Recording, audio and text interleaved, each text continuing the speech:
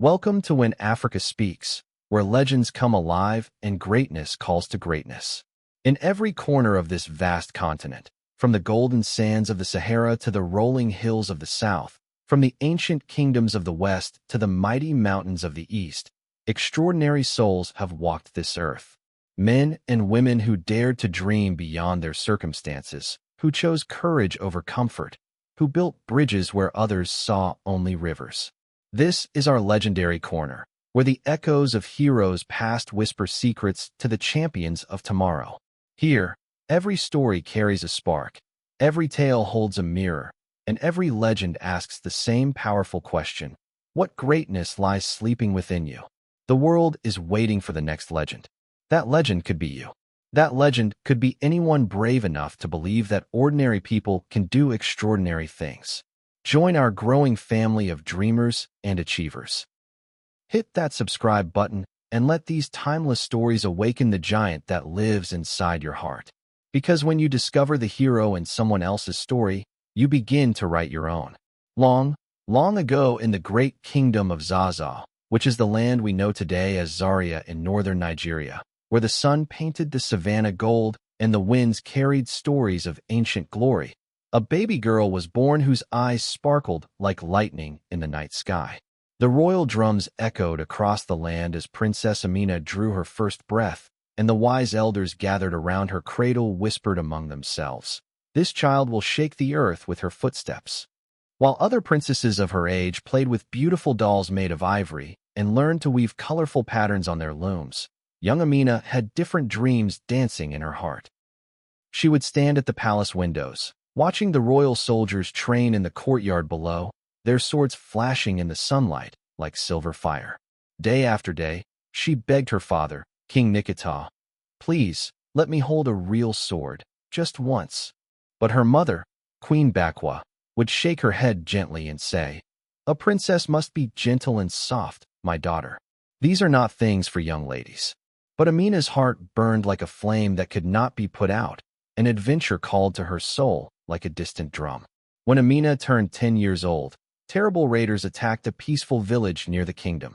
She watched from the high palace walls as thick black smoke rose from the burning huts, and she could hear the cries of frightened people carried on the wind. That night, alone under the blanket of stars, young Amina raised her small fists to the heavens and made a promise that would change her life forever. "I will protect my people, no matter what it takes. I swear this by the moon and stars." Her grandfather, wise old Sarkin Zaza, had been watching from the shadows, and seeing the fire of determination burning in his granddaughter's eyes, he made a decision that would shape a legend. Deep in the royal armory, covered in dust and wrapped in forgotten legends, hung an ancient sword that seemed to hum with mysterious power.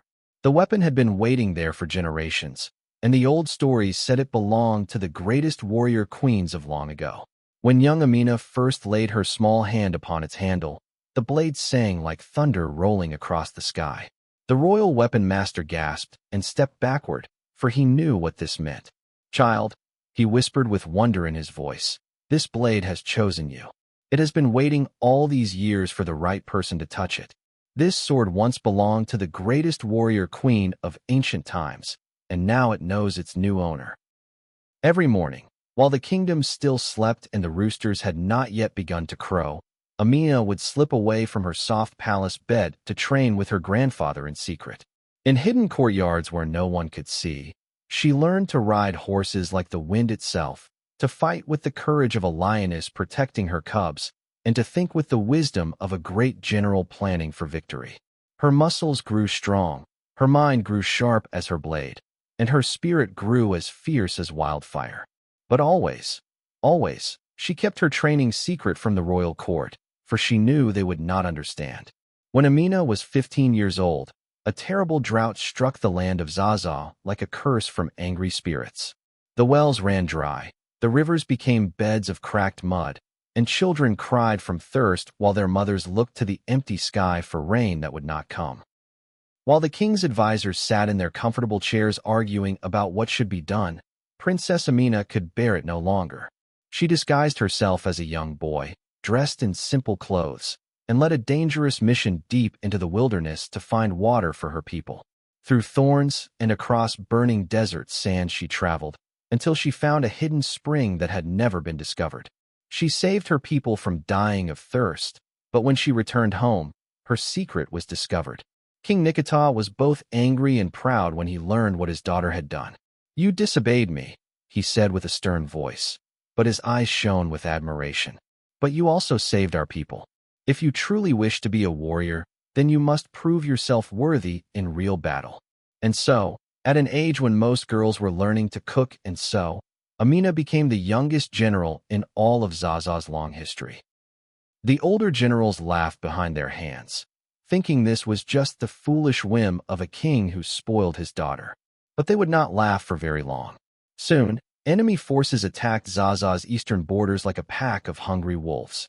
General Amina mounted her powerful war horse, her ancient sword gleaming like captured sunlight, and rode out with her troops to face warriors who had twice as many years of experience.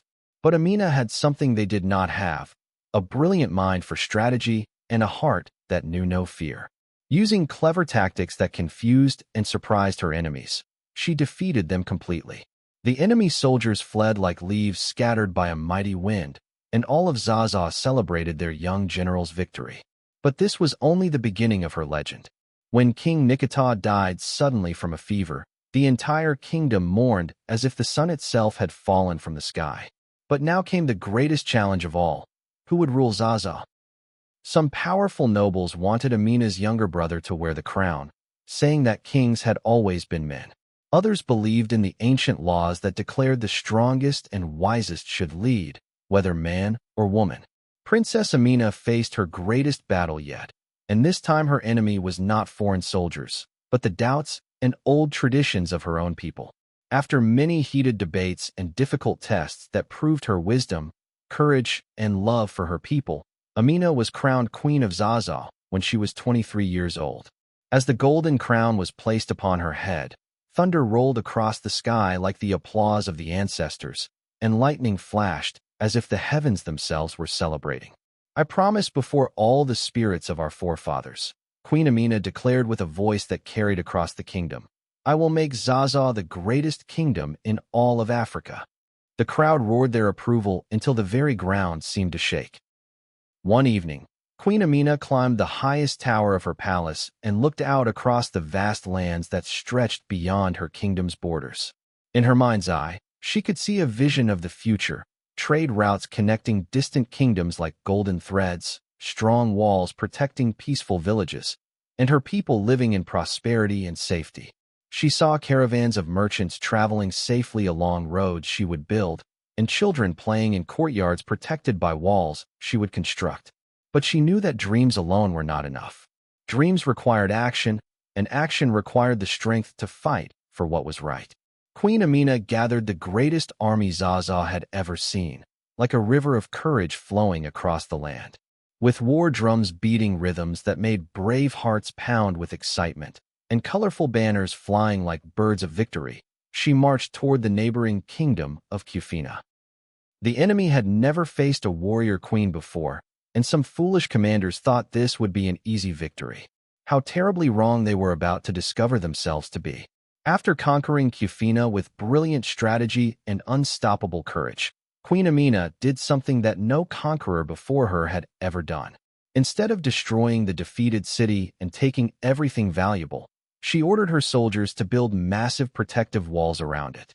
These walls were so tall and strong that amazed travelers said they seemed to touch the very clouds in the sky. Some of these ancient walls, called Amina's walls, can still be seen today in parts of northern Nigeria, standing as monuments to her greatness. The people of Kufina, expecting to be treated as slaves, instead found themselves with a queen who protected them like her own children. Their fear turned to love, and they began to call her their guardian and mother. As Queen Amina's empire grew larger and stronger, she created something wonderful that brought peace and prosperity to all the lands under her protection. She built safe roads for traders who carried gold from the mines, salt from the Great Lake, ivory from the deep forests, and precious goods from distant lands. Caravans that once traveled in fear of bandits and wild animals now moved under her royal protection like ships sailing on calm waters. Gold flowed into Zazzau like a river of liquid sunlight, and the kingdom became richer than anyone had ever imagined possible. Many powerful kings from faraway lands sent marriage proposals to Queen Amina, hoping to unite their kingdoms with her mighty empire. These kings offered her treasures beyond counting, rooms full of gold, herds of the finest horses, and jewels that sparkled like captured stars. But wise Queen Amina had learned an important lesson about power and leadership. "My kingdom is my husband," she declared with quiet strength, "and my army is my family. I will rule alone, and I will rule strong." And so she remained unmarried, giving all her love and devotion to her people. The greatest test of Queen Amina's reign came when 7 enemy kingdoms, jealous of her success and frightened by her growing power, joined their forces together like a storm cloud gathering darkness. They met at the famous Valley of 7 Hills, where the very earth trembled from the thunder of thousands of warriors marching to battle. Queen Amina rode at the front of her army, her ancient sword flashing like lightning as she faced the greatest battle of her entire life. The fate of everything she had built would be decided by sunset. Outnumbered 7 armies to 1, Queen Amina knew she could not win through strength alone. Instead, she used her greatest weapon, the brilliant mind that the spirits had given her. Like a clever fox outsmarting a pack of hunting dogs, she divided her forces and attacked from 3 different directions at once, making her army appear 3 times larger than it actually was. The enemy generals, confused and frightened by her unexpected strategy, began fighting each other instead of her, and victory came to the warrior queen like dawn breaking over the mountains. After winning the legendary Battle of 7 Hills, Queen Amina's name spread across all of Africa like wildfire racing across dry grass. Kings and queens from distant lands spoke her name with respect and wonder. But victory had come with a heavy price that weighed upon her heart. Many brave warriors who had followed her into battle would never return home to their families. That night, while her army celebrated, the queen sat alone under the vast blanket of stars, remembering each soldier who had died for her dream and whispering prayers for their spirits. She learned that night that a true leader carries the weight of every life lost, and greatness comes with great responsibility. For 15 glorious years, Queen Amina's empire stretched from the green forests in the south to the golden desert in the north, from the great river in the west to the distant mountains in the east. Trade flowed freely like water in the rainy season, cities prospered like gardens in springtime, and her people lived in peace and safety. Visitors from lands so far away they seemed like fairy tales came to see the legendary warrior queen who had built the greatest kingdom in all of West Africa. They returned home with stories that seemed too wonderful to be true. One day, a young warrior princess from a distant kingdom came to challenge Queen Amina's rule. She was skilled with both sword and spear, ambitious as a young eagle, and reminded the queen of herself when she was that same age. But instead of meeting challenge with battle, wise Queen Amina saw an opportunity to teach and guide. She took the young princess under her wing like a mother bird teaching her chick to fly. The 2 queens became allies and friends, and the young princess learned that true strength comes not just from the sword, but from wisdom, kindness, and the courage to do what is right. As the years passed and Queen Amina's hair began to show threads of silver like moonlight, she spent less time fighting battles and more time building the foundations of a lasting kingdom. She established schools where children could learn to read and write, built roads that connected distant villages like veins carrying life through the body, and created markets where farmers and craftsmen could sell their goods fairly. She made laws that protected the weak from the strong and rewarded those who worked hard and lived honestly. The warrior queen was becoming something even greater. A wise ruler who built with her mind and heart what she had first won with her sword. On her 50th birthday, Queen Amina finally learned the amazing secret of her ancient sword. A mysterious old woman, bent with age but with eyes that sparkled with ancient wisdom, came to the palace as the celebration feast was ending. "Your Majesty," the old woman said, "the time has come for you to know the truth." She revealed that the magical blade had belonged to a long line of warrior queens stretching back 1,000 years through the mists of time. "You are not the first to carry this sword," the woman whispered, "and you will not be the last. But you, Dear Queen, you are the greatest of them all. Knowing that even the mightiest tree must one day fall, and that no person lives forever, Queen Amina began to search for someone worthy to inherit her great kingdom. She tested warriors with impossible challenges, questioned scholars with riddles that had no easy answers, and observed nobles to see who truly cared about the people rather than just power and wealth. The person who passed all her tests was not who anyone expected. It was a young girl from the busy marketplace who had shown courage in defending a helpless old man, wisdom in solving disputes between neighbors, and a heart that burned bright with the desire to help others and fight injustice wherever she found it. When Queen Amina was 55 years old, northern invaders came like a plague of locusts, threatening to destroy everything she had spent her life building. Though her hair was now silver like starlight and her joints ached with the wisdom of years, she mounted her faithful warhorse one final time. Her ancient sword felt heavy in her hand, but her spirit burned as bright as it had when she was a young girl making promises to the stars. Today, my brave warriors, she called out in a voice that still carried the power to move mountains. We fight not for conquest or glory, but for everything we hold dear, our children, our homes, our way of life, and the future we want to leave behind. It would be her greatest battle and her last. After 34 years of rule that had brought peace, prosperity, and protection to countless people, Queen Amina joined her ancestors, but her legend never died. Like a flame that lights 1,000 other candles, her spirit lived on.